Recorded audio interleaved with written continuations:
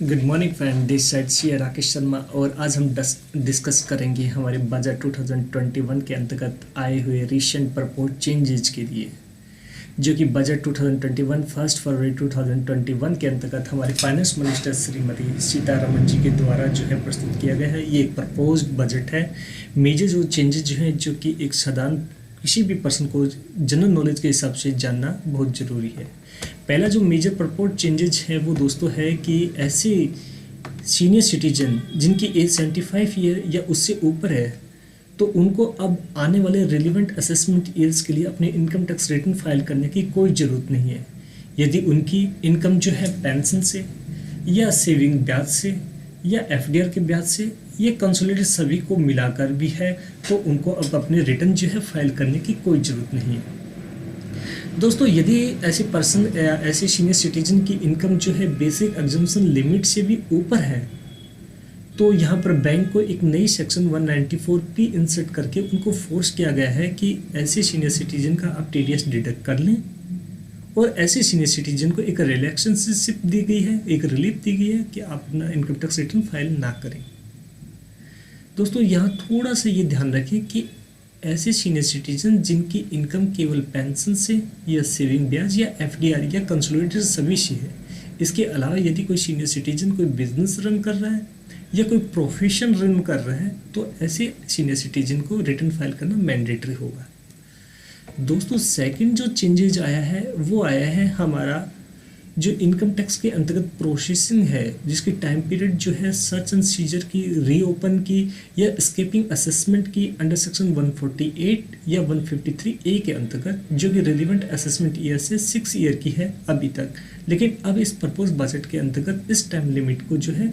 Reduce करके 3 year कर दिया गया है। अर्थात कोई भी केस जो स्केपिंग असेसमेंट का है या कोई 148 या 153 का है या रीओपनिंग का है, तो वो 3 ईयर तक केस जो है हो सकता है। इसमें एक एक्सेप्शन है कि यदि आपका जो टैक्स का एविएशन है जो कि सीरियस है, जो कि आपका जो है 50 लाख या उससे अबोव का है टैक्स एविएशन वगैरह, तो उसको केस को जो है 3 साल से लेकर 10 साल तक भी खोला जा सकता है। ये एक एक्सेप्शन केस है इसका। थर्ड जो मेजर चेंजेस प्रपोज किया गया है वो ये है दोस्तों कि एक प्री फाइल डाटा जो है वो हमारे इनकम टैक्स पोर्टल पे हमारी साइट में जैसे हम लॉगिन करेंगे तो वो हमें ऑटोमेटिकली प्री फाइल मिलेंगे। जैसे यदि हम गवर्नमेंट कर्मचारी हैं तो हमारी सैलरी प्री फाइल मिलेगी, यदि कोई किसी का टीडीएस कटा है तो वो भी प्री फाइल मिलेगा, यदि हमने एडवांस टैक्स फाइल किया है तो भी वो प्री फाइल मिलेगा। ये पहले से मिला कर देते हैं, हम पिछले लास्ट 2-4 सालों से देख रहे हैं हमारे इनकम टैक्स रिटर्न में जैसे हम लॉगिन करते हैं पोर्टल पर तो वहाँ ऑटोमेटिक प्री फाइल ये डाटा हमें मिलते हैं। अब आगे से यदि हमने कोई सिक्योरिटी जो कि लिस्टेड कंपनी की कोई सिक्योरिटी परचेज की है, उस पर कोई कैपिटल गेन हुआ है या कोई डिविडेंड हमने जो है रिसीव किया है, तो वो भी प्री फिल्ड डाटा हमें यहाँ पर मिलेंगे। ये भी एक अच्छा स्टेप जो है डिपार्टमेंट के द्वारा रखा गया है।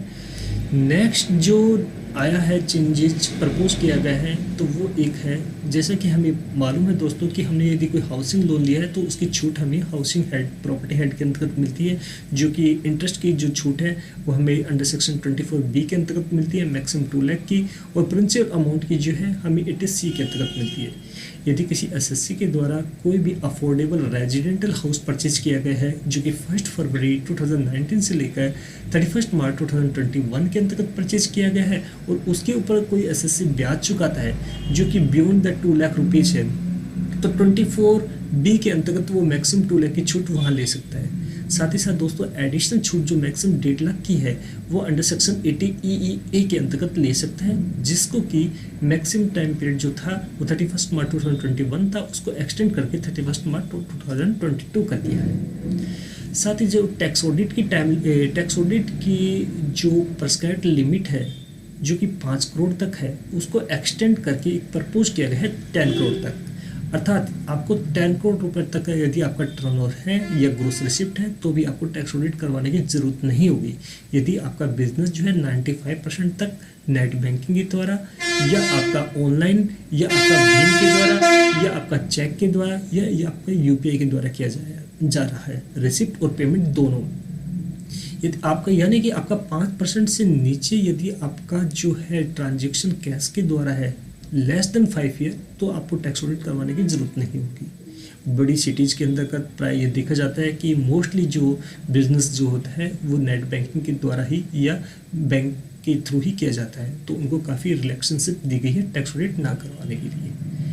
साथ ही एक मेजर प्रपोज जो है स्टेप उठाए गए हैं बजट 2021 के अंतर्गत चैरिटेबल ट्रस्ट जो कि रन करते हैं हॉस्पिटल या एजुकेशनल इंस्टीट्यूट या यूनिवर्सिटी एक्सेट्रा, जो कि under section 1023C 3rd AD and 3rd AE के अंतर्गत, तो उनको जो है इनकम टैक्स में एग्जम्पशन मिला करती थी यदि उनका जो ग्रोस रिसिप्ट है वो 1 करोड़ या उससे कम है।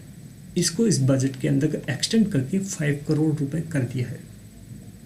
ऐसे एजुकेशन इंस्टीट्यूट या हॉस्पिटल जो रन करते हैं चैरिटेबल एक्टिविटीज़ के अंतर्गत, तो ऐसे जो हॉस्पिटल और एजुकेशन इंस्टीट्यूट हैं वो 5 करोड़ रुपए तक या उससे कम के हैं तो उनको जो है इनकम टैक्स में एग्जम्पशन मिलेगी। ये एक अच्छा स्मॉल चैरिटेबल ट्रस्ट या इंस्टीट्यूट को जो सहूलियत दी गई है। साथ ही साथ एक और चेंजेस किया गया है, एक एसएससी जो कि अपनी इनकम टैक्स रिटर्न फाइल करता है तो उसका टाइम लिमिट भी जो है लेट फाइलिंग का या रिवाइज रिटर्न का उसको रिड्यूस कर दिया गया है।